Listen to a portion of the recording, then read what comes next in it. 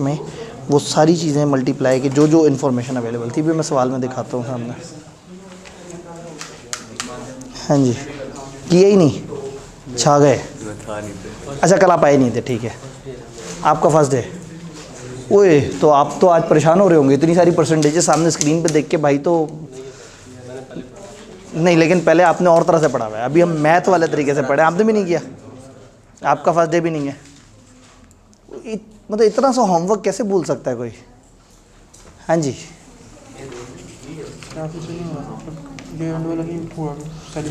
हाँ एंड पे आके मामला फंस गया, ठीक है।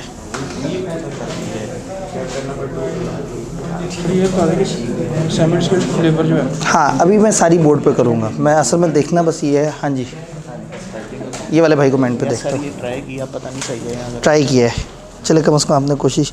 ये फिगर्स कहाँ से आई हैं, कैलकुलेटर पर ज़बानी? नहीं क्या है वो, उससे मैंने टोटल कॉस्ट से किया।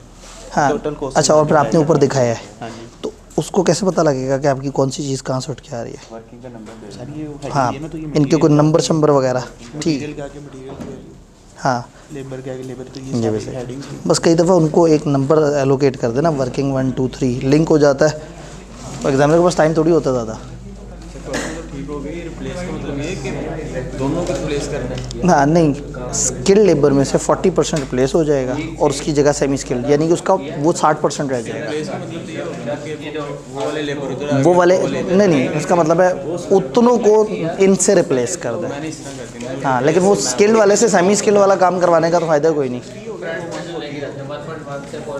ठीक है जी, काफ़ी सारे 1.1 और ठीक है, डिवाइड हुआ है ना 0.99, ठीक है जी। ये परसेंटेज के अलावा ऐसे भी लिख सकते हैं 1.1। हाँ 1.1 लिख सकते हैं,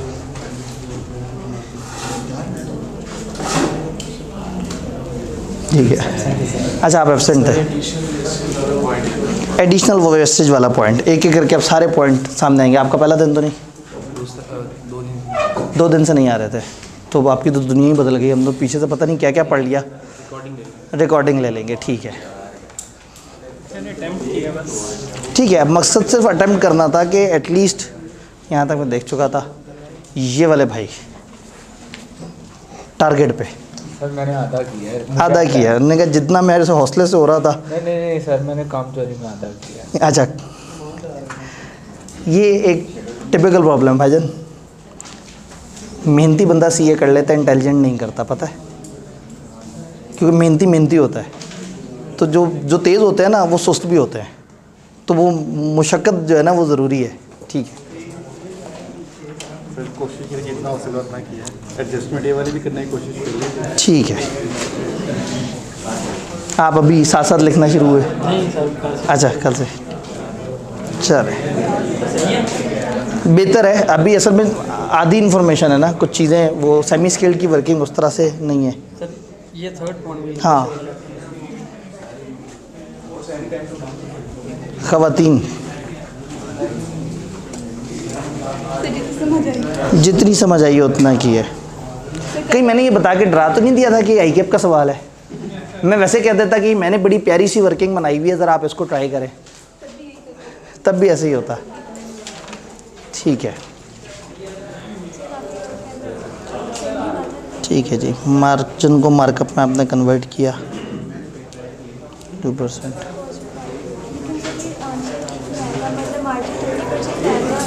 ठीक, सही है। आप सारे अपने अपने आंसर को मैच कर सकते हैं। सेमी स्किल्ड की वर्किंग का है, जितना हो रहा था कर दिया, ठीक है जी। जी पहले दिन ये एक्सपेक्ट करना कि आप लोग बहुत परफेक्टली करेंगे, ये थोड़ा सा मुनासिब नहीं है, लेकिन आप लोगों ने कोशिश की, ये चीज़ इंपॉर्टेंट है। जिसने सिरे से कोशिश नहीं की वो आज भी बस एम ही जो है ना वो, लेकिन जिसने कोशिश करके किसी पॉइंट पे अटका, अब वो पॉइंट अगर समझ आएगा तो बात ज़रा अच्छी चल रही होगी। 2 तरीके हो सकते हैं, एक ये कि हम ये सारे लाइन आइटम्स यहाँ पे लिख दें और जो उसमें उन्होंने थोड़ी सी नई वैरायटियाँ बताई हैं उसका एक नया लाइन आइटम ऐड कर दें। फॉर एग्जांपल मटेरियल में अब 2 कैटेगरीज आ गई, तो एक एग्जिस्टिंग कैटेगरी और एक नई कैटेगरी का आइटम ऐड कर दें। फिर स्किल्ड लेबर की सेमी स्किल्ड लेबर में कन्वर्जन वाला जो पॉइंट है उसके ऊपर भी हम लाइंस बना सकते हैं। दूसरा तरीका ये है कि आप ये सारे एरियाज़ के यहाँ नाम लिखें और आगे उनके लिख दें वर्किंग 1 2 3 4 5, और फिर अपनी वर्किंग में जाके जितना कचरा मचाना है मचाते रहे। एक तरीका ये होता है कि आप फेस को साफ रखते हैं, फेस पे आप अपनी ये सारे लाइन आइटम्स बना के लिख दिया और हर line item for example material old वाला उसके आगे लिख दिया W1 वर्किंग 1। अब वर्किंग 1 में उसके साथ जो खेलना है, मल्टीप्लाई करना है, डिवाइड करना है, वहाँ से एक जवाब आएगा, वो जवाब उठा के यहाँ पे लिख देना है, एक तरीका। और अगर आपको लग रहा है कि आप कॉन्फिडेंट है और 2-3 परसेंटेजेस आप एक गो में मल्टीप्लाई कर सकते हैं, तो फिर मटेरियल लिखा, आगे ब्रैकेट में वो सारी चीज़ें मल्टीप्लाई की और आगे करके जवाब लिख दिया। तो कई तरीके हो सकते हैं। शुरू करते हैं।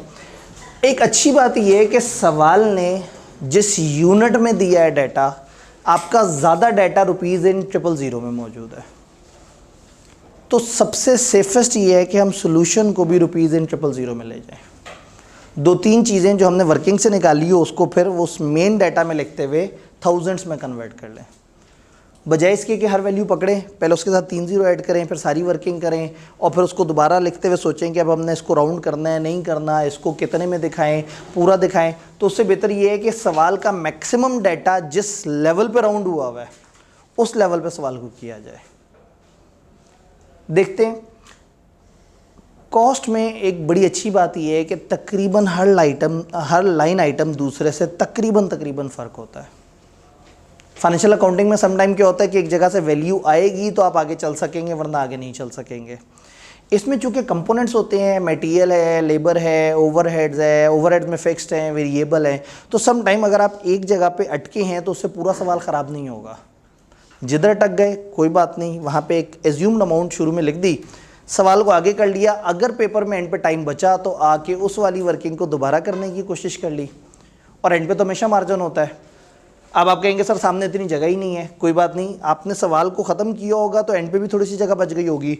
उस वाली चीज़ जो लाइन आइटम नंबर 2 आपने बाद में किया, उसके आगे लिख they working number for example 8, अगर आपने 7 तक की थी, और वर्किंग नंबर 8 में जाके वो सारी चीज़ें करके और बस एंड पे जो आपने एज्यूम वैल्यू लिखी थी उसे क्रॉस करके वहाँ ये वाली वैल्यू लिखते हैं जो आपकी वर्किंग से आ रही है। तो एग्जामिनर को ये नहीं पता लगेगा कि शुरू में आप एज्यूम करके आगे भाग गए थे, उसको लगेगा कि लिखते हुए पहले गलती हुई होगी, फिर उस बच्चे ने क्रॉस करके सही अमाउंट लिख दी जो वर्किंग से आ रही थी। तो अच्छी बात ये है कि आप जिस जगह फंसें, जैसे यहाँ semi skilled was a thing जिस पे फंसा जा सकता है, तो उसके बगैर अगर ये 10 नंबर का सवाल है तो 7 नंबर तक पहुँचा जा सकता था। तो सम टाइम अगर एक वर्किंग फंस रही है, अटक रही है, तो आप फॉर द टाइमिंग उसे भुला के बाकी सारा काम करते चले जाएँ और वहाँ पर कोई एज्यूम वैल्यू लिख लें, और बाद में मौका मिले तो ज़रा उसको अच्छी तरह से थॉट अपॉन कर लें कि वो क्या है। करें फिर परसेंटेजेस के साथ। सवाल की रिक्वायरमेंट क्या थी? Company same gross profit margin maintain करना चाहती है। तो सवाल ये नहीं था कि प्रॉफिट कितना होगा, सवाल ये था कि अगर same gross profit margin maintain करना है तो सेलिंग प्राइस पर यूनिट क्या होगी। इसका मतलब है मैंने सारी कॉस्ट पकड़नी है, फिर मार्जिन मार्कअप वगैरह का आपस में जो ताल्लुक है वो फार्मूले वाला ताल्लुक कर लें, कन्वर्जन वाला ताल्लुक, वो करके मैं सेल्स तक पहुंच जाऊं कि सेल्स कितने रुपए की होनी चाहिए, और उसको नंबर ऑफ़ यूनिट से डिवाइड कर दूं तो मुझे पता लग जाए कि पर यूनिट कितने का होना चाहिए। तो इसमें असल रिक्वायरमेंट ये सारे फॉर्मेट को फॉलो करके जीपी निकालने की नहीं है, कॉस्ट निकाल के कॉस्ट से सेल्स की तरफ जाने की रिक्वायरमेंट है। तो ज़रूरी नहीं कि इसको प्रेजेंट करते हुए हम इसी तरह से करें कि सेल्स में सम कॉस्ट ऑफ सेल्स माइनस करें। शुरू करें, हर चीज़ से रिलेटेड जो जो इन्फॉर्मेशन है उस पर बात करते हैं। वो 2 कौन सी चीज़ें हैं जो सवाल की तकरीबन मेजॉरिटी वैल्यूज़ को अफेक्ट कर रही हैं? 2 ऐसी कौन सी इन्फॉर्मेशन है? एक इन्फ्लेशन है जो 10% बढ़ गई है, तो देखिए ना, इन्फ्लेशन मटेरियल पे भी लगेगी, लेबर पे भी, सेमी स्किल्ड लेबर पे भी, ओवरहेड चाहे फिक्स्ड हो, इन्फ्लेशन का मतलब तो महंगाई है, तो किराए भी बढ़ गए होंगे, बिजली भी बढ़ गई होगी, सारा कुछ है। तो सबसे खूबसूरत बात है कि 10% तो सब पे अप्लाई होना है। तो उस 10% को हम सारी कॉस्ट निकालने के बाद एंड पे एक दफ़ा भी इम्पैक्ट ले सकते हैं। लेकिन अगर आपको डर लगे कि नहीं काम ख़राब ना हो जाए, तो आप उस इन्फ्लेशन को हर लाइन आइटम में भी दिखा सकते हैं। ये चीज़ हमने देख लिया कि चीज़ को पहले मल्टीप्लाई करें या बाद में करें, बात बराबर ही होती है। दूसरी एक चीज़ जो इम्पैक्ट कर रही है, प्रोडक्शन का वॉल्यूम 10% से बढ़ गया है, सिवाय फिक्स कॉस्ट की हर चीज़ को इम्पैक्ट कर रही है। एक आसान काम ये हो सकता है कि हम एग्जिस्टिंग वॉल्यूम के हिसाब से सारी कैलकुलेशन करके और एंड पे कहें क्योंकि 10% प्रोडक्शन बढ़ गई है तो ये सारी कॉस्ट 110% हो जाएगी सिवाय फिक्स कॉस्ट के। तो कई तरीके हैं कॉस्ट अकाउंटिंग में, ज़्यादातर कोई एक स्टैंडर्ड फॉर्मेट नहीं है, आप सवाल को कहीं से भी शुरू कर सकते हैं। कुछ लोग सवाल को ऐसे शुरू करेंगे कि पहले एक एक चीज़ की वैल्यू निकालते गए और एंड पे सारी चीज़ें लिख दी। कुछ इस तरह से करेंगे कि शुरू में एक फॉर्मेट बना दिया और आगे से वैल्यूज़ लेके आए। अच्छी बात यह है कि आप शुरू में जवाब उन्हें दिखाएं, वो ऐसा ना हो कि वो आपका सवाल ओपन करें और वर्किंग्स में ही उलझना शुरू हो जाए। वर्किंग आपने सपोर्ट के लिए की थी लेकिन अल्टीमेटली उनको चाहिए फाइनल जवाब, तो आपका जवाब अगर ऊपर है और वर्किंग्स नीचे हैं तो वो ज़रा ज़्यादा बेहतर है। फिर मैंने देखा कि अक्सर लोगों ने वर्किंग्स बनाई हैं लेकिन वर्किंग के साथ रेफ़र नहीं किया। आप ऐसा कर सकते हैं, मटेरियल लिखा, W1 लिखा और फिर अगले सफ़े पे आके आपने W1 आपने पूरा सफ़ा रख दिया है अपने फॉर्मेट को सीधा करने के लिए। कोई क्रॉसिंग वगैरह हो गई तो नीचे तक मार्जिन होगा। नेक्स्ट पेज से आपने वर्किंग शुरू कर दी। W1 का मतलब है मटेरियल, मटेरियल लिख के मटेरियल के ऊपर जितना भी आपने वो काम करना था वो आपने कर लिया। क्लियर? मैं एक लाइन आइटम में सारी परसेंटेजेस मल्टीप्लाई करने की कोशिश करता हूँ लेकिन जहाँ मैं फंस जाऊँगा वहाँ मैं वर्किंग की तरफ चला जाऊँगा। और कहाँ फंसना बनता है मेरा? सेमी स्केल, क्योंकि सेमी स्केल और स्केल में से कुछ कन्वर्जन इधर उधर होके और उसके साथ कुछ नई वैरायटी होनी है तो वो शायद एक लाइन में लिखना थोड़ा सा ज़रा ज़्यादा कन्फ्यूजिंग हो जाए। शुरू करते हैं जी। ये डाटा मौजूद है, चाहूँ तो मैं यूनिट्स और प्राइस में इसको तोड़ लूँ और चाहूँ तो मैं टोटल अमाउंट पकड़ के इसके साथ ही खेलना शुरू कर दूँ। मटेरियल है 22.5 मिलियन का। मटेरियल से रिलेटेड क्या क्या इन्फॉर्मेशन है? नंबर 1, एक तो 10% वॉल्यूम बढ़ा है। एक इन्फॉर्मेशन, अगर ये पेपर होता तो मैं इस पर ऐसे करके अंडरलाइन कर देता कि 10% एक तो ये बढ़ा है। दूसरा, 60% आपने किसी और से ख़रीदना है और 40% पुराना वाला ख़रीदना है। तो जो 60% है वो ज़रा ज़्यादा तकलीफ़देह सी चीज़ लग रही है लेकिन जो 40% है वो तो तकलीफ़देह नहीं लग रहा। तो एक काम करते हैं, मटेरियल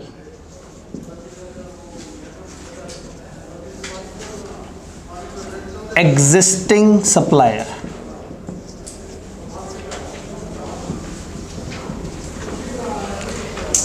एग्जिस्टिंग सप्लायर से आप कितना खरीद रहे हैं? 40%, जबकि आपका प्रोडक्शन वॉल्यूम भी 10% बढ़ने लगा है। तो प्रोडक्शन वॉल्यूम ने सिवाय फिक्स ओवरहेड से बाकी सबसे मल्टीप्लाई होना है, इन्फ्लेशन ने भी सबसे मल्टीप्लाई होना है। इन्फ्लेशन का क्या आपका फाइनल फैसला है? एंड पे सारे के साथ एक दफ़ा लगा दें क्योंकि उसमें तो फिक्स्ड और वेरिएबल का फ़र्क भी कोई नहीं है। तो चलो अब इन्फ्लेशन को हम नहीं कंसिडर करेंगे, एंड पे याद रखेंगे। तो कम से कम पेपर में ऐसा ना हो कि आपको बाद में भूल जाए, तो आप इन्फ्लेशन को ऐसे 2-3 दफ़ा गुलदारा लगा दीजिएगा क्वेश्चन पेपर पे ताकि याद रहे कि ये मैंने सवाल के एंड पे इसको देखना है। तो इन्फ्लेशन में एंड पे ले गया हूँ। प्रोडक्शन वॉल्यूम वाली चीज़ हम हर जगह लगा लेते हैं। मटेरियल 22.5 मिलियन का था और 10% प्रोडक्शन बढ़ी है और 40% हम एग्जिस्टिंग रेट पे एग्जिस्टिंग बंदे से ही ले रहे हैं, 60% नए से ले रहे हैं। तो इसका मतलब ये हुआ कि आपका 22.5 मिलियन, एक काम करता हूँ यहाँ लिख देता हूँ रुपीज़ इन वो वाला यूनिट जो कि यहाँ ज़्यादातर इन्फॉर्मेशन में है, उससे मुझे बार बार कन्वर्जन नहीं करनी पड़ेगी। सवाल में अगर 2-3 तरह के हो ना, कुछ पूरी अमाउंट्स हो, कुछ राउंड हुई हुई हैं, तो देखेंगे ज़्यादातर अमाउंट्स राउंड हुई हुई हैं या ज़्यादातर, तो जिसमें ज़्यादातर डाटा मौजूद है उसमें चलेंगे तो कम से कम तकलीफ होगी। मटेरियल 22.5 मिलियन का था तो एग्जिस्टिंग सप्लायर से, अभी मैं वो आगे वाले 3 जीरो नहीं लिखे, एग्जिस्टिंग सप्लायर से इसका कितने % लेना है हमने? 40। कोई और वेरिएबल है जो इसमें ऐड होना है? प्रोडक्शन वॉल्यूम 10% बढ़ गया, तो इसका मतलब ये है कि प्रोडक्शन वॉल्यूम 10% बढ़ गया तो 1.1 और 40% के लिए किससे मल्टीप्लाई करूं? 0.40। क्या जवाब आया जी? 9900। और आप लोग मुझे बता रहे हैं रुपीज़ इन 000 में, ऐसे ही है 9900। अब हौसला हो गया, आसान वाली चीज़ कर ली। अब दूसरे वाले भाई साहब का नाम लिख देते हैं, न्यू सप्लायर। बाकी सारी चीज़ें तो बाद में देखी जाएंगी, लेकिन एक बात तो हमें पता है ना कि ये 22,500 का 1.1 जो इंक्रीज वर्जन है उसका 60% है। यहाँ तक तो इन्फॉर्मेशन सीधी है। अब देखते हैं एक्स्ट्रा इन्फॉर्मेशन क्या है। एक्स्ट्रा इन्फॉर्मेशन 60% आप खरीदेंगे एसोसिएटेड कंपनी से जिसने एक बल्क डिस्काउंट दे दिया है। अगली इन्फॉर्मेशन को साइड पे करते हैं। इस वक्त उसने क्या दे दिया हमें, बल्क डिस्काउंट 5% का। तो इसका मतलब है कि ये डिस्काउंट माइनस होने से कितना परसेंट बच जाएगा, 95। तो अब मैं यहाँ पे किससे मल्टीप्लाई कर दूँ, 0.95 से।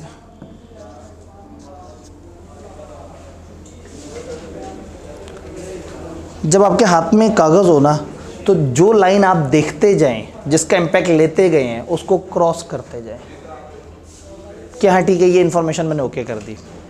अगर आपको क्रॉस लगाने से डर लग रहा है, उसको अंडरलाइन कर दें या उस पर ऐसे छोटा सा एक टिक लगा दें ताकि आपको याद रहे कि ये इन्फॉर्मेशन कंसिडर। बार बार सारी इन्फॉर्मेशन ना दोबारा पढ़ें, सिर्फ काम की इन्फॉर्मेशन पढ़ें। ये कितनी मज़े की बात है कि मैं जिस लाइन आइटम में हूँ उसका लेबर शेबर बाकी किसी से ताल्लुक़ नहीं है। जो कचरा होना है वो यही होना है। 95% इस पे बात समझ आ रही है। Additional wastage from this material is expected to be 1%। उन्होंने कहा है कि ये मटेरियल जो है जब हम इस्तेमाल करते हैं तो इसमें 1% वेस्ट भी होता है, यानी 1% लॉस है। हम खरीदते ज़्यादा होंगे, 1% लॉस के बाद जो बच जाता होगा उतने से हम प्रोड्यूस करते होंगे। अब सवाल ने हमें ये नहीं बताया कि ये इनपुट पे है या आउटपुट पे। तो हमारी नॉर्मल अजम्पशन क्या होती है, इनपुट। तो इसका मतलब है कुछ हमने ख़रीदा होगा जिससे 0.99 मल्टीप्लाई हुआ होगा तो वो जवाब आया होगा। तो अगर मुझे यहाँ से वो बड़ी अमाउंट निकालनी है जो मुझे असल में ख़रीदनी है तो मैं डिवाइड करूँगा। कल वाली बातें याद है कि अगर हमने ये देखना है कि कितना ख़रीदें या इनपुट कितना हो तो हम डिवाइड कर रहे थे, और अगर हम आउटपुट देख रहे थे तो हम मल्टीप्लाई कर रहे थे। तो 0.99 इनपुट को 0.99 से मल्टीप्लाई करेंगे तो आउटपुट आएगा, ऐसे ही है। तो अगर हमने इनपुट निकालना है, आउटपुट को डिवाइड कर देंगे, ये हमारा आउटपुट है। हमें इतना माल चाहिए, इसको डिवाइड करना है किससे, 0.99। बात समझ आ रही है। तो यहाँ मैं इसको यूं करके भी लिख सकता हूँ, ऐसे करके 0.99 या डिवाइडेड बाय 0.99, जिस तरह से मैं इजी हूँ। इस लाइन को ज़रा मल्टीप्लाई करें जी, 14250। नहीं जी, आपका एग्जिस्टिंग सप्लायर भी कवर हो गया, नया सप्लायर भी कवर हो गया, अल्हम्दुलिल्लाह। आगे चले। स्किल्ड लेबर, स्किल्ड लेबर है 10 मिलियन की। Replace 40% of skilled labour with semi skilled labour.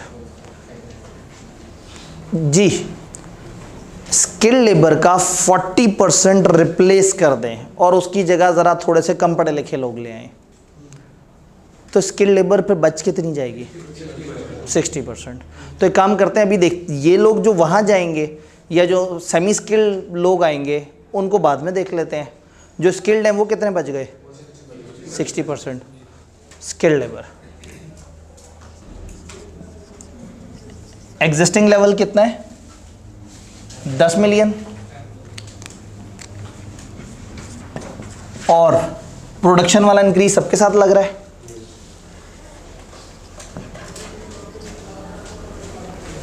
Existing अगर और कुछ ना हुआ होता तो एग्जिस्टिंग सिर्फ 10% बढ़ जाती नए प्रोडक्शन की वजह से, और उसमें से 40% हमने साइड पे ले जानी है, तो कितनी बच गई, 60%।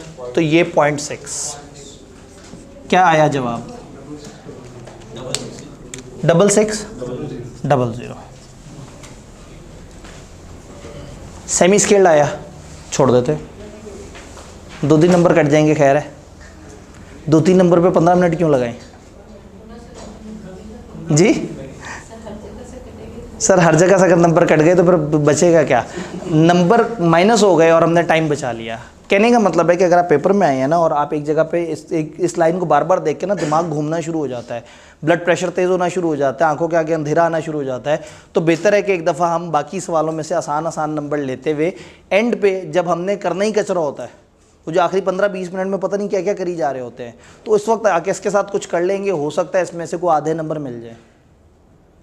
कहने का मतलब है कि पेपर में you will encounter a situation कि किसी भी सवाल में एक एडजस्टमेंट पे आप बहुत गंदा फंस जाएंगे। उस वक्त दिमाग काम नहीं कर रहा होगा, उसकी वर्किंग नहीं समझ आ रही होगी, उसको यूँ सोचते होंगे कुछ और जवाब निकलता होगा, यूँ सोचते होंगे।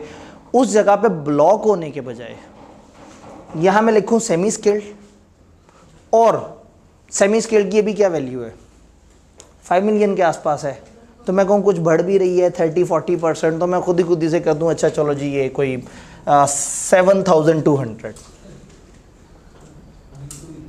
और अपने तौर पे मुझे पता हो कि मैंने यहाँ फनकारी लगाई हुई है,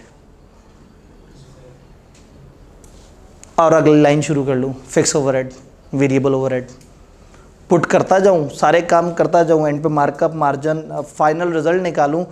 मज़े की बात है, अगर यहाँ 8,000 आता तो मेरी सेलिंग प्राइस डिफरेंट निकलती, 7,000 आता तो डिफरेंट निकलती। आपको पता है दोनों दफ़ा नंबर नहीं कटेंगे। ऐसा नहीं होगा कि एक दफ़ा यहाँ 8 का 6 लिखने पे नंबर कटा और अगली दफ़ा सेलिंग प्राइस गलत निकालने पे नंबर कटा। सेलिंग प्राइस अगर आपने उसका तरीका, फार्मूला, मल्टीप्लाई सही से किया है तो उसने नंबर नहीं काटना। एग्जामिनर कहेगा यार बेचारा बच्चा एक अमाउंट गलत लिख गया, तो आखिरी अमाउंट भी गलत निकली, लेकिन आपके स्टेप, आपकी कैलकुलेशन के आपको नंबर मिल रहा है। बात समझ रहे हैं? मैं बताना ही चाह रहा हूँ कि आपने कुछ जगह पे जाके बहुत ज़्यादा परेशान नहीं होना। जहाँ पे अटक गए हैं कोई बात नहीं, आप उसकी कोई एज्यूम वैल्यू लेके कहानी आगे बढ़ाएं, सवाल ख़त्म करें, अगला सवाल उठाएं। लेकिन मैं तो मजबूर हूँ, मैं तो टीचर हूँ, मुझे तो नहीं, मैं तो नहीं भाग सकता, तो मैं कराता हूँ, लेकिन मैं आपको समझा रहा हूँ कि आप बीच में इस तरह से भाग सकते हैं और फिर जब टाइम मिले तो फिर ज़रा मजबूत ताकत के साथ उस सवाल पे दोबारा अटैक करें।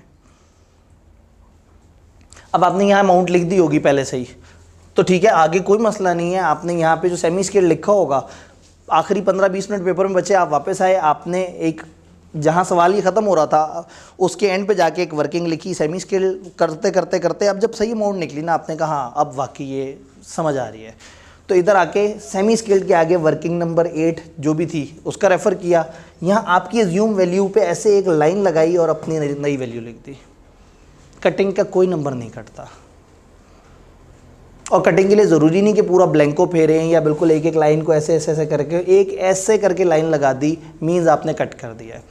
उन्हें पता होता है कि अक्सर बच्चे लिख रहे होते हैं तो कई दफ़ा कैलकुलेशन पे जो जवाब आया होता है लिखते हुए गलती हो गई होती है, कई दफ़ा अमाउंट कोई और गलती से लिख देते हैं, तो दिस हैपन्स कि कुछ जगह कटिंग हो जाएगी। तो परफेक्ट नहीं करना हमने बहुत अच्छा करना है, परफेक्ट नहीं करना। आते हैं जी सेमी स्किल्ड। इतनी तकरीर के बाद भी अगर करना ही था, छोटी सी बात बस आपको बताने के लिए कि आपने 40% की जगह सेमी स्किल्ड हम ले जाएं और सेमी स्किल्ड वालों को कुछ एक्स्ट्रा टाइम लगेगा। इसका मतलब है कि वो जो ऊपर से स्किल्ड वालों का 40% टाइम निकाला और सेमी स्किल्ड वालों से कहा, तो सेमी स्किल्ड को कुछ एक्स्ट्रा काम भी करना पड़ेगा। कुछ काम ऑलरेडी तो कर रहे हैं, तो वो लिख सकता हूँ, या ज़िंदगी आसान कर लूँ, या सेमी स्किल्ड में 2 कैटेगरीज बना दूँ, existing, replacement of new one. और अगर यहाँ मुझे लग रहा है कि कचरा ज़्यादा हो जाएगा, लिख दूँ वर्किंग 1, मैंने अभी तक कोई वर्किंग नहीं बनाई, और यहाँ पे हेडिंग दे दूँ वर्किंग 1 सेमी स्किल्ड, और उधर नीचे तक जितना मर्जी लिखना है, जो मर्जी बखेड़ा फैलाना है फैला दूँ। वर्किंग में जितना मर्जी कचरा हो, बस एंड पे मैं सही अमाउंट तक पहुँच जाऊँ। तो डेमोक्रेसी क्या कहते हैं आप? वर्किंग बना लेते हैं, वर्किंग 1 सेमी स्किल्ड लेबर। और इसमें भी आसान क्या है, देखें जैसे मटेरियल में हमने क्या काम किया कि जो सीधा सीधा चला आ रहा है उसको तो पहले पकड़ लेना, फिर जो नई वैरायटी उसे बाद में देखेंगे। तो सेमी स्किल्ड में सबसे आसान चीज़ क्या है? जो एग्जिस्टिंग अभी तक ये लोग जो काम कर रहे हैं इन्होंने तो नहीं भाग गए ना, वो तो हमने ऊपर वालों का काम छोड़वा के वो सेमी स्किल्ड वालों को दिया। ये उसको समझ आ रही है जिसने घर जाके सवाल को देखा है और टक्कर ज़रूर मारी है। जिसने सवाल देखा ही नहीं उसे पता ही नहीं लग रहा कि मैं क्या बात कर रहा हूँ। Semi skilled, existing semi skilled कितनी है जी? 5 मिलियन। और लेबर के साथ इस हरकत के अलावा और कोई हरकत हुई है? क्या लेबर का रेट बढ़ा है? नहीं। क्या क्वांटिटी बढ़ी है? क्वांटिटी बढ़ी है क्योंकि प्रोडक्शन 10% बढ़ गई है, और कुछ भी नहीं हुआ। ज़िंदगी आसान। एग्जिस्टिंग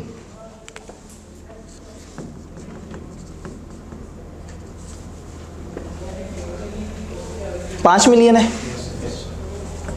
5 मिलियन इंटू 1.1, तो जवाब आ गया आपका। हाँ जी, यहाँ भी लिख दूँ रुपीज़ इन 000 बजाय इसके कि यहाँ कुछ और वेरिएबल है, फिर कन्वर्ट करते हुए मैं उसी वेरिएबल में चलूँ जो हमारा चल रहा है। एग्जिस्टिंग तो आसान हो गया। अब सुकून से पढ़ते हैं वो क्या कह रहे हैं। स्किल्ड लेबर का 40% रिप्लेस करते हैं सेमी स्किल्ड से। स्किल्ड लेबर ने घंटे कितने लगाए हैं? 80,000। तो ये घंटे हम अलग से निकालें और वहाँ लिख दें तो एग्जामिनर कहेगा ये कहाँ से आ गए। तो वो हम यहाँ पे अपनी वर्किंग में, जब हम वर्किंग में कचरा कर ही रहे हैं तो हम कह देते हैं hours of skilled labour replaced. Skilled labour के कितने hours? 10 million divided by 125। Production का वॉल्यूम भी तो बढ़ रहा है। अगर हम ये रिप्लेसमेंट ना करते तो भी हमारी जो स्किल्ड लेबर है वो 10% एक्स्ट्रा काम कर रही होती।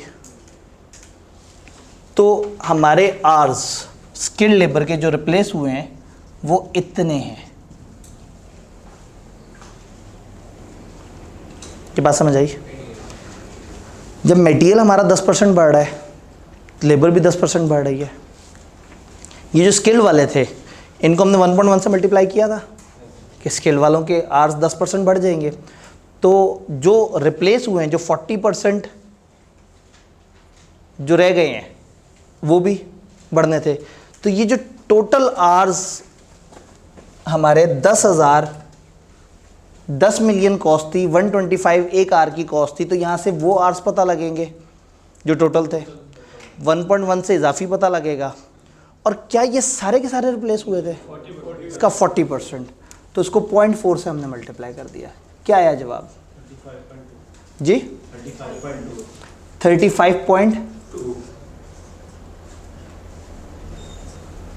35.2 थाउजेंड आवर्स इनके रिप्लेस हो रहे हैं। क्या वो लोग भी इतने ही आवर्स में कर रहे हैं? सेमी स्किल्ड वाले भी इतने ही आवर्स में कर रहे हैं जितने आवर्स इनके छुड़वाए? नहीं। सेमी स्किल्ड लेबर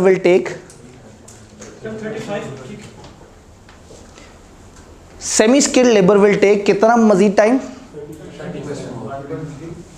इतने ही आवर्स स्किल्ड वाले काम करते हैं तो वो 35,200 घंटे काम करते हैं।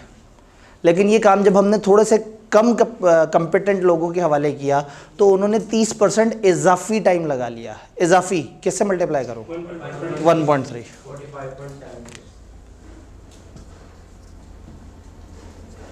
कितना आ गया? 45,760 आवर्स। सेमी स्किल्ड का रेट क्या है? 100। तो इसको जब हम ₹100 से मल्टीप्लाई करेंगे तो हमारे पास जवाब आ जाएगा। हाँ जी, 4576। एक अमाउंट ये आ गई। तो अब नीचे लिख दें कि टोटल कॉस्ट, और उसमें दोनों को ऐड करके दिखा दें 5500 प्लस 4576। आप ऐसा भी कर सकते हैं कि इसका एक टैब एक्स्ट्रा बना दें, ये जो ये बनाए इसको राइट पे दिखा दें, ये सारी वर्किंग करके इसका जो जवाब है ये भी फुल राइट पे दिखा दें और उन दो को ऐड करके नीचे ग्रैंड टोटल दिखा दें। डिपेंड करता है आपके पास जगह कितनी है, मेरे पास जगह कम थी, पेज पे भी कई दफ़ा जी जगह का काफ़ी इशू है क्योंकि वो शीट बहुत ज़्यादा लंबी चौड़ी नहीं होती। ये इस तरह की वर्किंग तकरीबन पूरा सफ़ा खा लेती है, लेकिन उस तरह की वर्किंग ना तकरीबन हाफ पेज पे हो रही होती है, तो राइट साइड पे जाने का मार्जिन नॉर्मली निकल आता है। हाँ जी, तो क्या कॉस्ट निकली 9,100,000।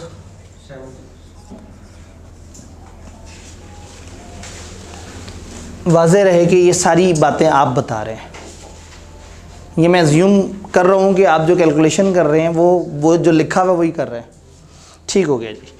क्या लिखें यहाँ इसके आगे W1, ताकि एग्जामिनर हर चीज़ को देखे कि उसकी वर्किंग सामने नज़र आ रही है। इसके आगे W1 हो, आगे पढ़ने से पहले एक दफ़ा अगले सफ़े पे जाके W1 को मोटा मोटा देखे, उसको जवाब पहले से पता होगा। अगर तो जवाब वही निकला हुआ है तो शायद वर्किंग की गहराई में ना उतरे, और अगर जवाब थोड़ा सा फ़र्क निकला है जो उसके पास जवाब आ रहा है तो वो थोड़ा सा देखेगा तो उसे अंदाज़ा हो जाएगा कि ओहो ये 1.1 से इसने गलत मल्टीप्लाई कर दिया, तो उसे पता लग जाएगा कि वर्किंग में गड़बड़ हो गई। वर्किंग के अगर 2 नंबर थे तो शायद 1 नंबर आपको दे दे।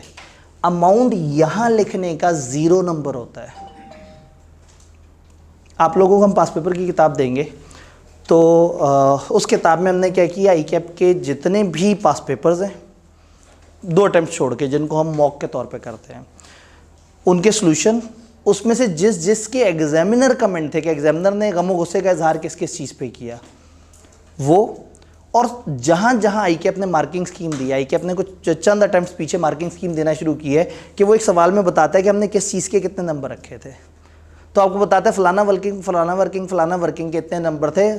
टोटल करने के अक्सर नंबर नहीं होते, जवाब सही लिखने के कोई नंबर नहीं होते। वर्किंग के अंदर चीज़ें जो दिखाई हैं, या ये जो आपने इसको ये वर्किंग कहते हैं। अब आप ये इसको यूं करके दिखाएं या इसको यूं करके दिखाएं, वर्किंग के स्टेप नंबर है जी। सर एक अमाउंट के साथ ना 2, 3, 4 वेरिएबल्स ऑलमोस्ट मल्टीप्लाई हो रहे हैं, ठीक है।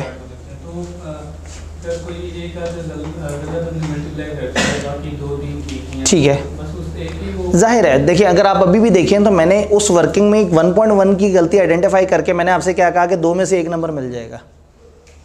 वो इतने जालिम नहीं है कि वो सब कुछ ही उड़ा दे। आपने अगर स्टेप्स लगाए और एक आध वेरिएबल उस टाइम पे नहीं क्लिक हुआ तो वो उतने के ही नंबर काटेंगे, वो बार बार रिपीट नहीं होगा। अब ऐसा नहीं होगा कि टोटल कॉस्ट निकाली वो भी गलत निकली, एक और नंबर गया, फिर GP निकाला वो भी गलत निकला, मार्जिन निकाला वो भी गलत निकला, नई सेलिंग प्राइस निकाली वो भी गलत निकली, तो फिर तो बचा ही कुछ नहीं। इस तरह से नंबर नहीं कटते। मार्किंग स्कीम में स्टेप्स के नंबर वो दे रहे होते हैं। इसलिए मैं आपको कह रहा हूँ कि वो जो बुक देंगे ना, तो उसमें आपने कोई भी सवाल करने के बाद अगर उसकी मार्किंग स्कीम मौजूद हो तो देखना है कि एग्जामिनर ने किस किस चीज़ को कितने कितने एलोकेट किए, ताकि कोई भी सवाल करते हुए आपको पता हो कि हमने किस चीज़ पर ज़्यादा ध्यान देना है जी। जैसे आपने ये लेबर और जो कंप्लीट है 10,000 जी जी उनको पहले 10% बढ़ाया फिर एलोकेट किया, ठीक है। इसको ऐसे भी कर सकते हैं कि 10,000 का पहले 40% एलोकेट कर दें फिर उसको 10% बढ़ा दें, जैसे आपने इधर प्राइस। सेम बात सेम है, तकरीबन सेम है। आपको याद होगा मैंने इसीलिए ना वो एक एग्जांपल कराई थी कि पहले सेल्स टैक्स लगाएं या डिस्काउंट दें। तो हम पहले डिस्काउंट दे के सेल्स टैक्स लगा रहे थे या पहले सेल्स टैक्स लगा के डिस्काउंट दे रहे थे, बात बराबर थी। तो आप अगर पहले आर्स निकालें, आर्स का 40% ले लें, इतना आ गया, उसमें 10% इजाफा डाल दें, तो ये बेसिकली 0.4 पहले मल्टीप्लाई हो जाएगा, 1.1 बाद में। लेकिन एसोसिएशन का रूल मैथ में ये कहता है कि मल्टीप्लाई करते हुए आप आगे पीछे वैल्यूज़ आगे पीछे कर दें, जवाब सेम आना है। तो आप जिस मर्जी तरतीब से लिख दें, आप ये चीज़ पहले लिख दें, ये बाद में लिख दें। इवन मैंने तो यहाँ तक आपको कहा कि हम एक काम करते हैं, सारी वेरिएबल कॉस्ट पकड़ते हैं, उस पर इकट्ठा ही 1.1 मल्टीप्लाई कर देंगे। सारी 1.1 हो रहे हैं ना, तो हमें हर जगह डीप डाउन जाने की ज़रूरत नहीं है, हम सब पे भी इकट्ठे 1.1 मल्टीप्लाई कर सकते हैं। इन्फ्लेशन तो फिक्स कॉस्ट पे भी है, तो वो हमने डिसाइड किया हुआ है कि हम एंड पे लगाएंगे जी। सर इंग्लिश में थोड़ा मसला आ रहा है वो पॉइंट 3 में। सर वो कह रहे हैं कि स्किल्ड लेबर जो है वो 30% एक्स्ट्रा टाइम लेगी, सेमी स्किल सॉरी, वो एक्स्ट्रा टाइम लेगी स्किल्ड लेबर का काम करने में। Replace 40% of skilled labour with semi skilled labour. एक काम करते हैं, फ़र्ज़ करें ये इस तरफ स्किल्ड लोग हैं और इस तरफ सेमी स्किल्ड लोग हैं, ठीक है। हमने कहा इनमें से 40% को रिप्लेस कर देते हैं हम कुछ सेमी स्किल्ड लोगों को ऐड करके। इधर से 4 बंदे हमने साइड पे कर दिए और यहाँ से 4 बंदे इधर बिठा दिए, तो हमें पता लगा कि 4 तो सुस्त बंदे हैं। सेमी स्किल्ड लेबर उसी काम को करने में 30% ज़्यादा टाइम लेंगे। आसान अल्फाज में मुझे 30% ज़्यादा लेबर चाहिए। किस कैटेगरी की? Semi skilled. अगर स्किल्ड होता तो उतनी ही चाहिए थी, स्किल्ड होता तो मुझे इतनी चाहिए थी उसी काम को करने के लिए। लेकिन चूंकि अब सेमी स्किल्ड है तो वो 30% एक्स्ट्रा टाइम लगेगा। मुझे इतने आवर्स चाहिए, स्किल्ड लेबर के 35,000 आवर्स चाहिए थे और सेमी स्किल्ड के,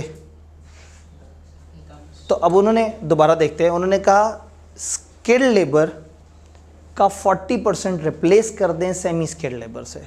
40% स्किल्ड वालों को साइड पे कर दें और वो काम हम करवाएंगे सेमी स्किल्ड से। लेकिन सेमी स्किल्ड वालों का एक प्रॉब्लम है, semi skilled labour will take 30% more time to do work of skilled labour. Skilled labour का उतना ही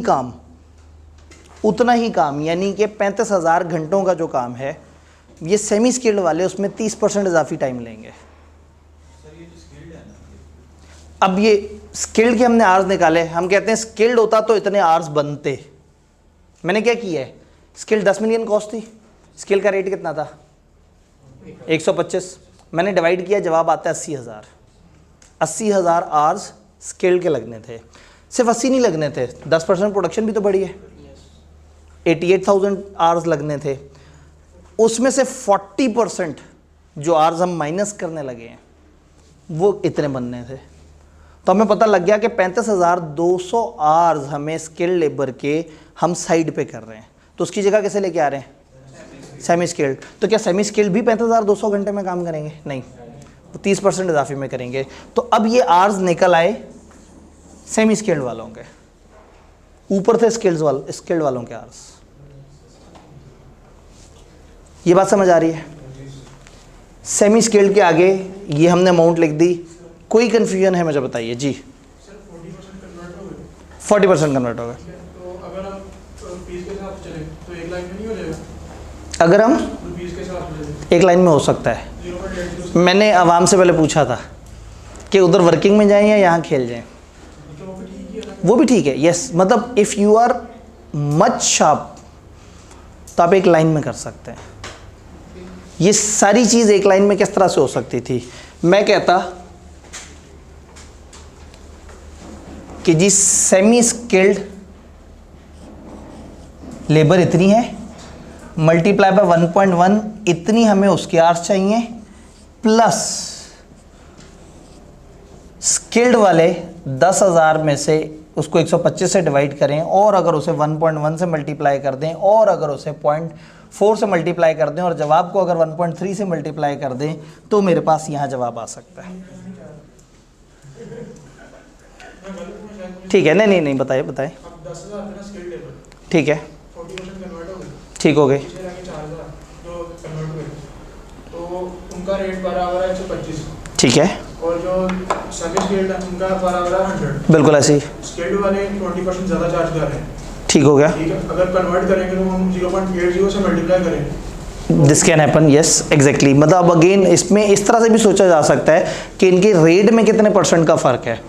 तो आप, ये भाई ने कहा कि हम एक काम करें कि हम ये अमाउंट पकड़ के इसके 40% को उस रेट पे कन्वर्ट कर लें जो कि सेमी स्किल्ड वाला है, उससे भी बात बन जाएगी। तो कई तरीके हैं।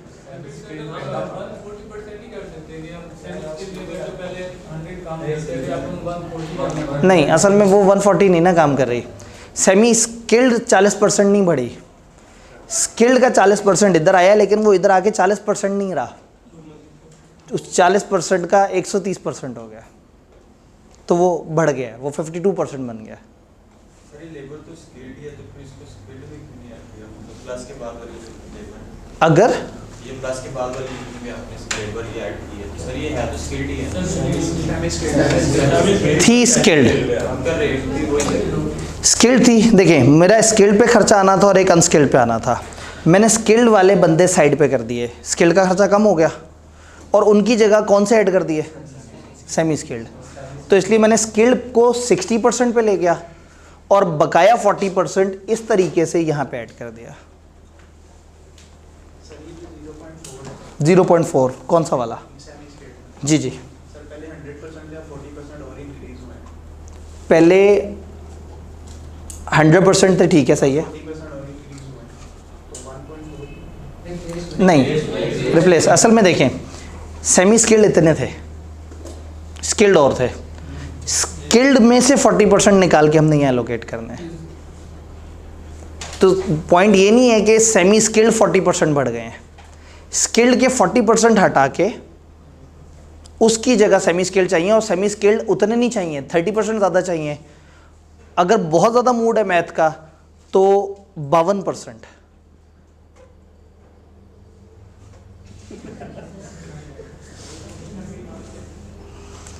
सेमी स्किल्ड जितनी भी है ना, आपको मज़ीद कितनी चाहिए, उनका 40%। 40% काम 30% मज़ीद ज़्यादा टाइम में होगा, तो 40% इंटू 1.3 52%। तो अगर आप 152% से मल्टीप्लाई कर दें तो काम चल जाएगा, लेकिन थोड़ी ज़्यादा मैथ हो जाएगी। हाँ, क्योंकि दोनों के टाइम में भी फ़र्क है, दोनों के रेट में भी फ़र्क है, क्योंकि हम ये जब ये वाली अमाउंट्स पकड़ते हैं तो इसमें रेट और वो मौजूद है। बहुत ज़्यादा परेशान हो पेपर में, हम इसमें तीनों वेरिएबल लिख दें कि पर केजी या पर आर इतना है, और यहाँ नंबर ऑफ़ आवर्स भी लिख दें, फिर डायरेक्ट हम आर उठाएं और उससे खेला करें, उससे भी ईजी हो जाता है। हाँ जी, सेमी स्किल्ड वाली कैलकुलेशन में अभी भी कन्फ्यूजन है तो बताएं। सेफ ऑप्शन यही था कि हम सेमी स्किल्ड में एग्जिस्टिंग लिखते पहले, उसका 5500 तो साइड पे करते, फिर जो रिप्लेसमेंट वाली है उसकी वर्किंग करते नीचे। तो और कुछ नहीं तो एक और लाइन आइटम तो सीधा सीधा टिक हो जाता ना हमारा, जो भी कचरा मचना होता उस छोटे से लाइन आइटम में होता। क्या हमने सारी कॉस्ट निकाल ली हैं? नहीं। ओवरहेड्स 50% वेरिएबल है, 50% फिक्स है। फिक्स का वॉल्यूम से कोई ताल्लुक नहीं, और कोई ऐसी इंफॉर्मेशन भी नहीं है। इन्फ्लेशन तो हमने एंड पे सोची हुई है। तो फिक्स कॉस्ट कितनी होगी, इसका 50% लिख देते हैं। हमारा क्या जा रहा है, ये मिटा दूँ?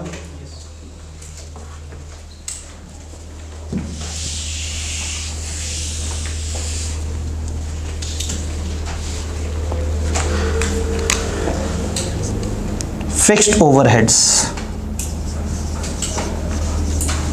जो काम आसान है वो पहले कर लेते हैं।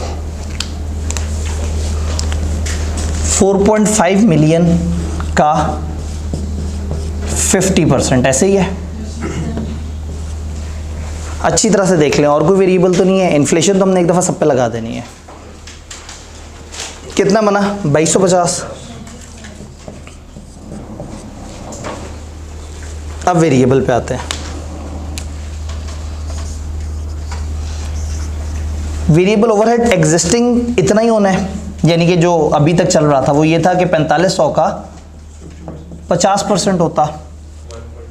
अब क्या क्या इजाफा है? 10% इन्फ्लेशन एंड पे काउंट करेंगे। वॉल्यूम बढ़ गया है, जब वॉल्यूम 10% से बढ़ गया है तो ये खर्चे भी 10% से बढ़ जाएंगे। तो एक इजाफी 1.1 से हमने मल्टीप्लाई कर दिया। क्या जवाब आया? 2475।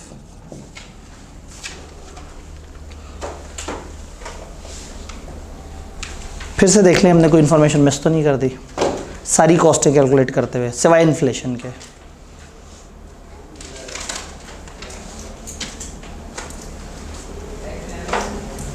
All clear? अब बजाय इसके कि मैं ऐसे मिटाऊँ, जाहिर है कागज़ पे तो आप आगे से आगे बढ़ते जा रहे होते, मैं चाह रहा हूँ कि ज़रा मेन इन्फॉर्मेशन भी सामने डिस्प्ले पे रहे। तो मैं यहाँ इससे आगे की कहानी शुरू कर देता हूँ। आगे की कहानी कम जगह पे आ जाएगी, क्योंकि अब हमें दरमियान के काम नहीं करने, बस अब हमने अगले स्टेप पे जाना है। टोटल कॉस्ट,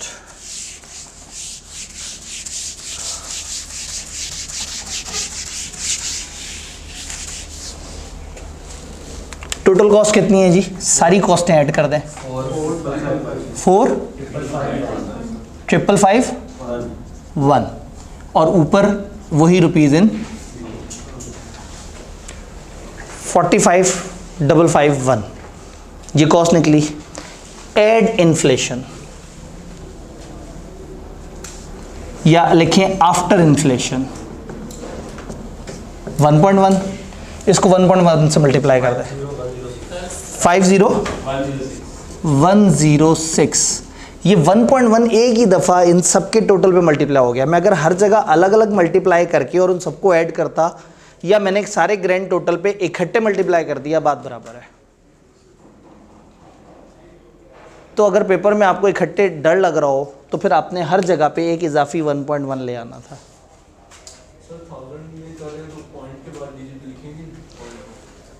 कौन से वाले में? नहीं, जब आप 1000 में चल रहे हैं तो फिर कोशिश करें कि बिला वजह उसको इस तरह से ना करें, क्योंकि हमारा डाटा ऑलरेडी अच्छा खासा है। ये देखें ना, ये ऑलरेडी 50 पे खड़ा हुआ है। तो जब आप मिलियंस में बात कर रहे हैं तो पॉइंट से आगे तो चंद 100 की बात हो रही है।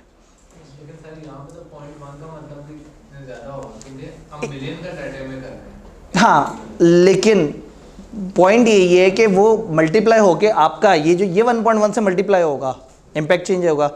लेकिन यहाँ 5106 पॉइंट कितना आया है? 0.1 का मतलब है 100 रुपये। पॉइंट के बाद जो भी होगा वो थाउजेंड्स के अंदर अंदर है। अब 50 मिलियन में 100 रुपये, तो कोशिश करें कि राउंडिंग के उसी लेवल पे रहें जिस लेवल को हम लेके चल रहे हैं। कभी आई कि आपने मना नहीं किया कि आप राउंड करके नहीं कर सकते, लेकिन आप अनराउंड करके लिखें तो उससे खामखा लंबी चौड़ी वैल्यूज़। एग्जामिनर कमेंट में भी उसने कहा था कि स्टूडेंट बहुत सारी जगह पे बहुत सारा काम लेंथी तरीके से कर रहे हैं, तो राउंडिंग हमेशा अच्छी चीज़ है। ये आ गई हमारी कॉस्ट। हमें कॉस्ट निकालनी थी?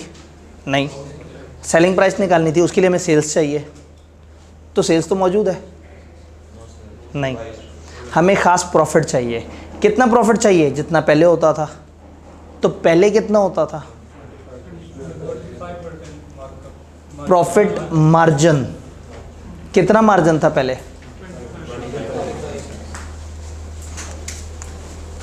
Existing margin. और एग्जिस्टिंग मार्जिन कैसे निकलेगा? एग्जिस्टिंग चीज़ों को देख के 14,000 डिवाइडेड बाय 56,000। तो एग्जिस्टिंग मार्जिन कितना है? 0.25। ये मार्जिन आपने मेंटेन रखना है। पीछे कॉस्ट है या सेल्स है? कॉस्ट। अगर कॉस्ट और मार्जिन हो तो कहानी थोड़ी फंस जाती है। रट्टा मारने वाला फ़ौरन से उसे याद होगा कि मार्जिन का एक फार्मूला होता था। और जो अच्छा लॉजिकल बच्चा है वो कहेगा लो मार्जिन हो तो क्या हुआ, मैं मार्कअप बता दूंगा। इसे क्या करना है? हाँ जी, मार्कअप में कन्वर्ट कर दें, चॉइस आपकी है। एक भाई ने कहा लेंथी हो जाएगा, मार्जिन में ना दें। एक काम करते हैं, यहाँ से दोनों तरीके से कर लेते हैं। पहले इसको मार्कअप में कन्वर्ट कर दें। मार्कअप फॉर सेम डाटा 25 का मतलब क्या है? 25/100। और चूंकि ये मार्जिन है तो ये पी होता होगा और एस होता होगा। और मार्कअप में हमें क्या चाहिए होता होगा?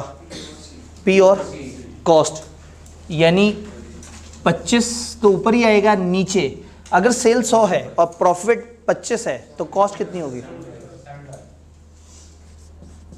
इसका मतलब है 0.33 आ गया हमारा मार्कअप। डिपेंड करता है क्योंकि हर बंदे की अपनी अपनी प्रेफरेंस है। जो लॉजिक पे चल रहे हैं वो लॉजिक पे चलेंगे, लेकिन याद होगा हमने राइट साइड पे फार्मूले लिखे थे, तो आपको डबल मेहनत करने की ज़रूरत ही नहीं होगी। आप कॉस्ट पे मार्जिन के साथ फार्मूले को टकराएंगे और आप सेल पे पहुंच जाएंगे। तो यहाँ पे टोटल कॉस्ट आ जाएगी, प्रॉफिट ग्रॉस प्रॉफिट भी आएगा, यहाँ से मार्कअप निकाल सकते हैं।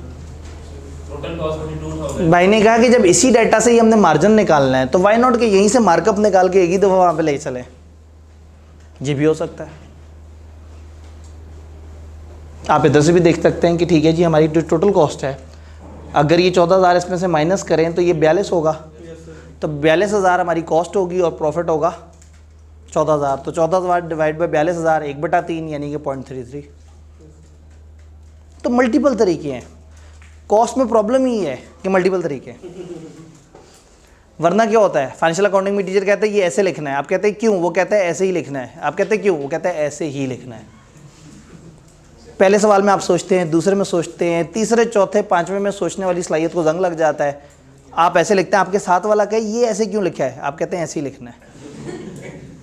सीधा हो गया ना, स्टैंडर्ड ने कह दिया ऐसे लिखना है, अब स्टैंडर्ड ने कुछ सोचा होगा, समझा होगा। तो कॉस्ट अकाउंटिंग में आप आज़ाद हैं। जब आज़ाद हैं तो हर बंदा अपने तरीके से सोच रहा है। तो सम टाइम कुछ जगह पे आप थोड़े से रट्टे लगा लेते हैं। फॉर एग्जांपल बहुत ज़्यादा जब आप मार्कअप मार्जिन, आपको लगता है मैं मार्कअप मार्जिन पर हमेशा आके फंस जाता हूँ या फंस जाती हूँ, तो फिर क्या करना है, 2 फार्मूलों को रट्टा मार लेना है। याद है हमने मार्जिन और मार्कअप के 2 फार्मूले निकाल के यहाँ पे लिखे थे, उनको रट्टा मार लें, किसी भी सिचुएशन में फार्मूला पुट करें, आपका मामला हल हो जाएगा। लें जी, अगर 0.33 है तो अब मेरी सेल्स, प्लान्ड सेल्स कितनी होंगी, 50,000 कॉस्ट है और 33% मार्कअप है, तो कॉस्ट को 1.3 से मल्टीप्लाई कर दें। क्या जवाब आया, 66641 पॉइंट को इग्नोर कर दिया। ये सेल्स आ गई, सेल्स इतने रुपए की होगी तो इतना प्रॉफिट आएगा। और हमें क्या चाहिए, पर यूनिट सेलिंग प्राइस, और यूनिट तो दिए हुए ना 5 लाख यूनिट, 10% बढ़ गए। तो इसका मतलब ये है कि पर यूनिट सेलिंग प्राइस निकालनी है। तो अब क्या करना है, अब एक दफ़ा मैं यहाँ लिखने लगूँ RS, ताकि समझ आ जाए कि मैं अब यूनिट को बदल रहा हूँ। अब आपको एब्सोल्यूट अमाउंट रुपए में जवाब चाहिए ना, तो ये तो थाउजेंड्स में राउंड हुआ है। तो 66,641,000 डिवाइडेड बाय 5 लाख इंटू 1.1। अगर आपने एग्जामिनर को ज़्यादा सरप्राइज नहीं करना, हो सकता है वो कहिए 550 कहाँ से आया, और कहते बहुत सारे बच्चों ने वर्किंग नहीं दिखाई थी, तो नीचे वर्किंग भी दिखा दी। क्या प्राइस निकली, 121.17। तो ₹121.17। अब बिल्कुल ही छोटे लेवल पे चले गए, अब बेशक दे दे पॉइंट। ये वो खूबसूरत हसीन प्राइस है जिस पे हम उतना प्रॉफिट ले सकते हैं। एक मैं ज़रा अल्टरनेट बता दूं, इसी स्टेप पे रुकते हैं। ये मार्जिन दिया हुआ है और ये आफ्टर इन्फ्लेशन अमाउंट दी हुई है। मार्जिन बेसिकली सेल पे लगता था, तो sale 1 minus margin is equal to cost होता था। तो अगर सेल निकालनी होगी तो सेल कॉस्ट डिवाइडेड बाय, तो मैं कॉस्ट को 0.75 से डिवाइड कर दूंगा तो मेरे पास यही अमाउंट आ जाएगी। जिसने क्रैम किया वो रट्टा मारा वो फार्मूले को, उसकी ज़िंदगी भी आसान हो सकती है। ज़रा एक दफ़ा तजर्बा करके देखें, इसको 0.75 से डिवाइड करें जी।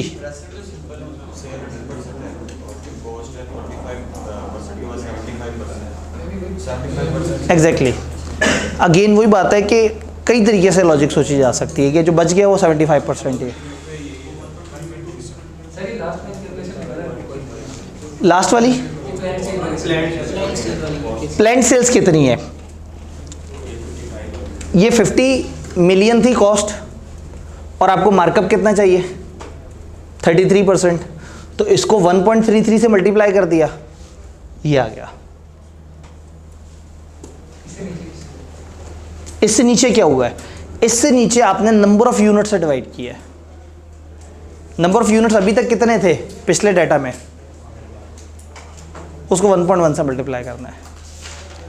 अगर मैं आपको कहूँ कि आधे से ज़्यादा सवाल पेपर में ऐसे होते हैं कि एक एग्जिस्टिंग डाटा देते हैं और एक नया डाटा कैलकुलेट करवाते हैं, हमेशा इसी तरह की वैरायटियाँ करके, वो इतने % बढ़ गया, वो इतना कम हो गया, वो ऐसे हो गया, वो ऐसे हो गया।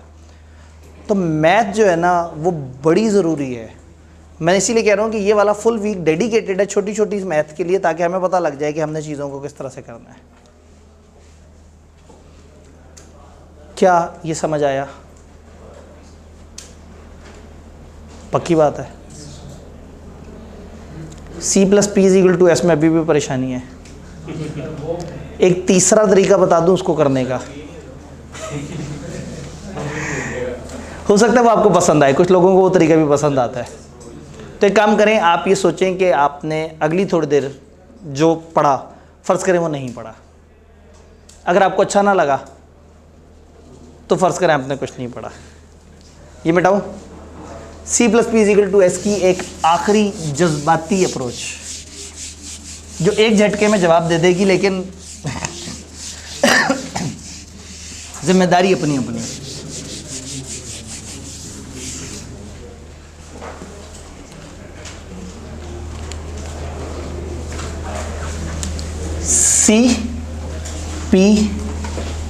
C+S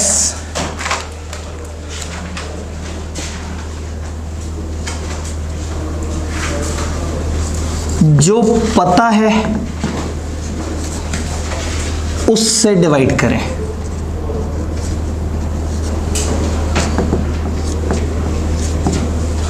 जो जानना है उससे मल्टीप्लाई करें।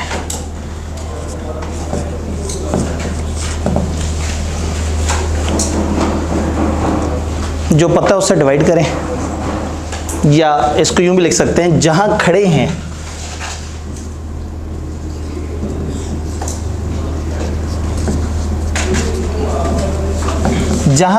जो पता है उससे डिवाइड करें, जहां जानना है उससे मल्टीप्लाई करें। आपको बताया कि ये गया कि मार्कअप 20% है। अगर मार्कअप 20 है तो ये 100 होगा, ये 20 होगा और ये 120 होगा।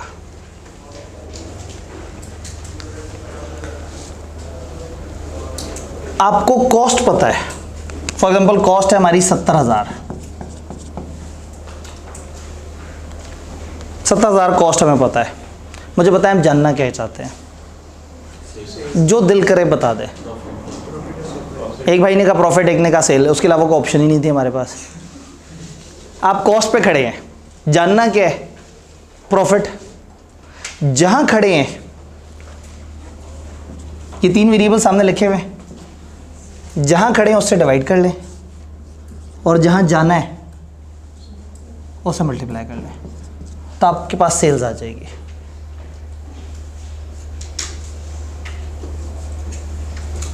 प्रॉफिट चाहिए था एक भाई को, लें जी, आपको 70,000 पता है। 70,000 क्या है? कॉस्ट है।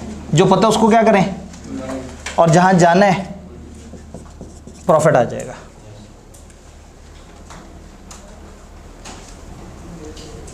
ऐसे नहीं करते ना, ये वाला डाटा पुट करते हैं। कॉस्ट ये है ना, ये मैंने 20% के हिसाब से किया है कि अगर 20% हो तो ये 100 है, ये 20 है। मार्कअप दिया हो तो कॉस्ट को 100 रखना है, और मार्जिन दिया हो तो सेल को 100 रखना है। बात समझ आ रही है? मार्जिन के हिसाब से करते हैं। हमारे सवाल में मार्जिन कितना था? 25%। इस डाटा को मुझे 25% मार्जिन के हिसाब से बताएं। सेल को कितना रखूं? 100। प्रॉफिट कितना हो जाएगा? तो कॉस्ट कितनी हो जाएगी? 75। आपको क्या पता था और कहाँ जाना चाह रहे थे आप? हमें कॉस्ट पता थी, सेल तक जाना चाह रहे थे। कॉस्ट पता थी 50, 106 पता थी। जो पता है उससे डिवाइड करें, और जाना कहाँ है? सेल तक, मल्टीप्लाई कर दें तो सेल्स आ जाएगी। कुछ लोगों को ये भी अच्छा लगता है। ज़िंदगी आसान, कोई फार्मूला नहीं, कोई C+P=S नहीं, बस एक दफ़ा ये चीज़ सही लिख लेनी है। जो पता है, जिस पे खड़े हैं उससे डिवाइड कर दें, और जहाँ जाना है उससे मल्टीप्लाई कर दें। और अगर अप्रोच अच्छी नहीं लगी तो भूल जाए मैंने क्या बात की है। जी, इसका एक फॉर्मेट बना हुआ है, भाई ने कहा कि मैं वो ग्रुप में वो फॉर्मेट भी सेंड कर देता हूँ। तो एक अप्रोच ये भी है, रट्टे वाला बंदा फार्मूला रट्टा मार ले, एक्स्ट्रा से आना बंदा मार्कअप को मार्जिन में कन्वर्ट कर ले, और दरमियाना बंदा जो कि थोड़ी सी लॉजिक पे चलना चाहता है लेकिन बहुत ज़्यादा तकलीफ नहीं देना चाहता दिमाग को, वो ये वो कर ले, जहाँ खड़े हैं जो पता है उससे डिवाइड कर लें और जहाँ जाना है उससे मल्टीप्लाई कर लें। हमारे वो सारे सवाल इस तरीके से करके देखें। परसों हमने कुछ सवाल किए थे, कॉस्ट पता होती थी सेल पे जाते थे, सेल पता होती थी कॉस्ट पे जाते थे, मार्कअप से मार्जिन ये वो, उन सब को इस पैटर्न पे करके देखें। अगर इस पे कंफर्टेबल हो गए तो बस पेपर में सिर्फ आपने एक दफ़ा सामने ना रफ वर्किंग में जाके ये चीज़ लिखनी है और फिर आपको पता लग जाएगा कि डिवाइड किससे करना है और मल्टीप्लाई किससे करना है। ये वाला आपने सारे सवालों पे ट्राई करना है अप्लाई करके। कहते हैं तो मैं अप्लाई कर देता हूँ अभी, सर आप ही करते हैं घर जाके, हमें तो दिक्कत होती है। नहीं सर, हम खुद करेंगे, मुझे फ़ख्र आप पे। तो मैं आप लोगों को एक छोटा सा होमवर्क दिखा सकता हूँ, बहुत छोटा सा, क्यूट सा, ज़्यादा टेंशन ही नहीं है उसमें।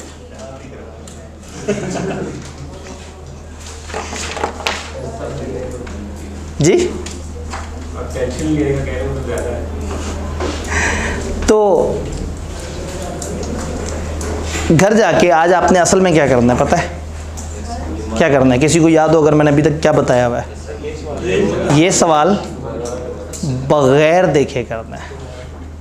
क्लास में तो आपने किया, रजिस्टर पे आपने साथ साथ नोट कर लिया। अब आपने एक दफ़ा घर जाके यही सवाल सामने रखना है और अपने हाथ से करना है, ताकि आप मुझ पे डिपेंडेंट ना रहे। कुछ बातें मेरी याद आ रही हों, कुछ अपना दिमाग चल रहा हो, अल्टीमेटली आपको सवाल करना आ जाए, आपको एनेबल करना है। क्योंकि समटाइम क्या होता है कि अकाउंटिंग के टीचर जो है ना, वो बच्चों को सोचते हैं कि ये तो नहले ही हैं, इनसे पूछा या इनको कहा तो ये होमवर्क नहीं करके आएंगे। तो अकाउंटिंग के टीचर सवाल कराते रहते हैं और बच्चे भी रोबोट की तरह करते रहते हैं। जहाँ टीचर का लेक्चर बंद हुआ वहाँ सांस बंद हो गया। एक साहब के आसपास से जब भी मैं गुजरते देखता था तो वो एक वीडियो लगाई हुई होती थी, उसने एक टीचर की और सवाल ठकाठक करी जा रहा होता था। तो एक दिन मैंने आके कहा कि ये वीडियो हर दफ़ा क्यों चलाई होती है? उसने कहा सर वीडियो चलती है तो सवाल होता है ना। तो मैंने कहा अगर ये वीडियो पेपर में नहीं चल रही होगी तो सवाल कैसे करोगे? तो उसने कहा सर वो उस वक्त खुद ब खुद हाथ चल जाता है, खुद कुछ ना कुछ समझ आ रहा होता है। तो एनेबल होना है, इस काबिल होना है कि आप खुद से कर सकें। डन? तो एक छोटा सा क्यूट सा सवाल दिखा दूं, बहुत ही छोटा सा है ये जो है ना। जी जी, कौन से? ठीक है, तो वो 6680 आ रहा है। इसलिए कि ये जो 0.33 है ना, ये एग्जैक्टली 0.33 नहीं है जी। 50,106 कहाँ? ये आप लोगों ने जो बताया, तो ये तो जुल्म किया ना आप लोगों ने मेरे साथ।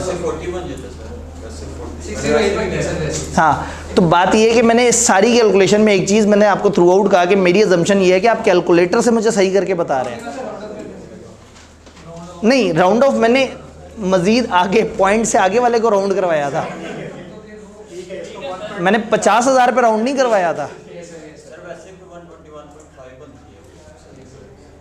ठीक है जी, उन्होंने कहा 0.33। अच्छा, पता है क्या होता है, ये जो जब आप परसेंटेज मल्टीप्लाई करते हो ना, अब इतनी बड़ी अमाउंट के साथ जब 0.33 मल्टीप्लाई होगा तो उसमें वेरिएंस ज़्यादा आता है।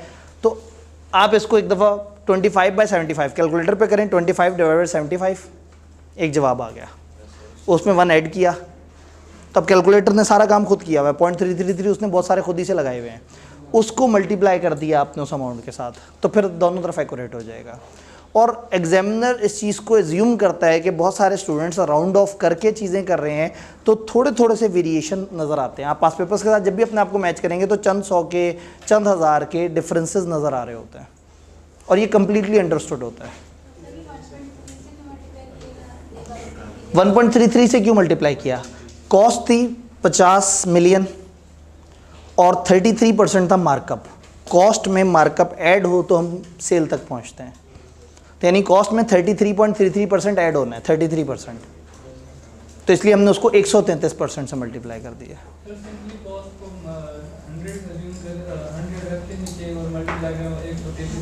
अगेन वो तो फिर ये वाले अप्रोच तो है ही है ना, जो पता है जहाँ खड़े हैं उससे डिवाइड करें और जहाँ जाना है उससे मल्टीप्लाई करें। तो अगेन ये अप्रोच है, लेकिन मैं बहरहाल स्लाइड तक पहुँच ही जाऊँगा।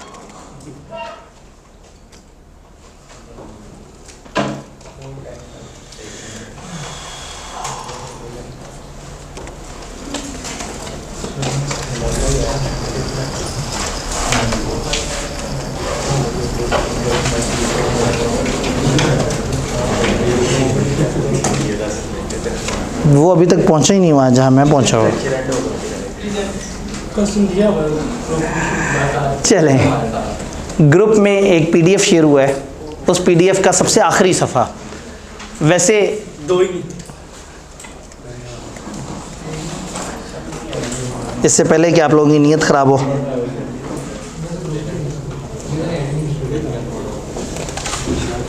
ये लें जी, सामने आ जाएगा अभी।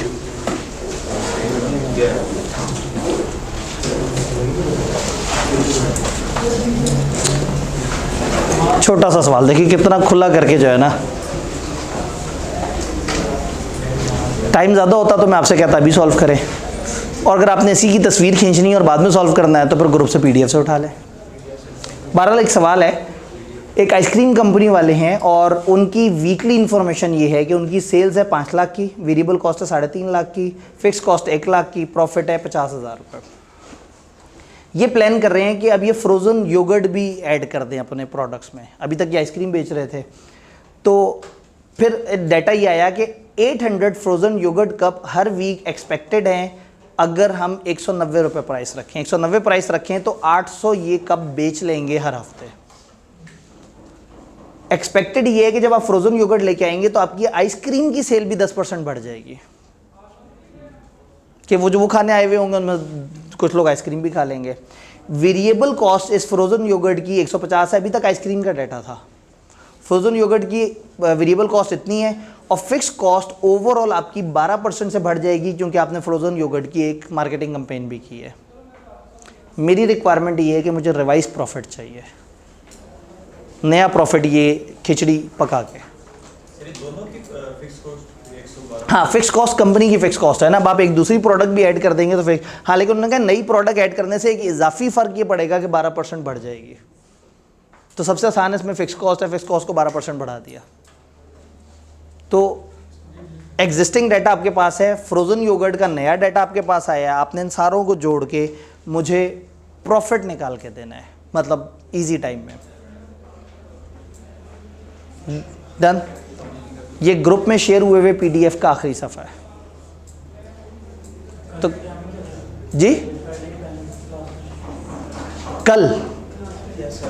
कल आपकी 12:30 बजे कोई क्लैश तो नहीं है आप लोगों का?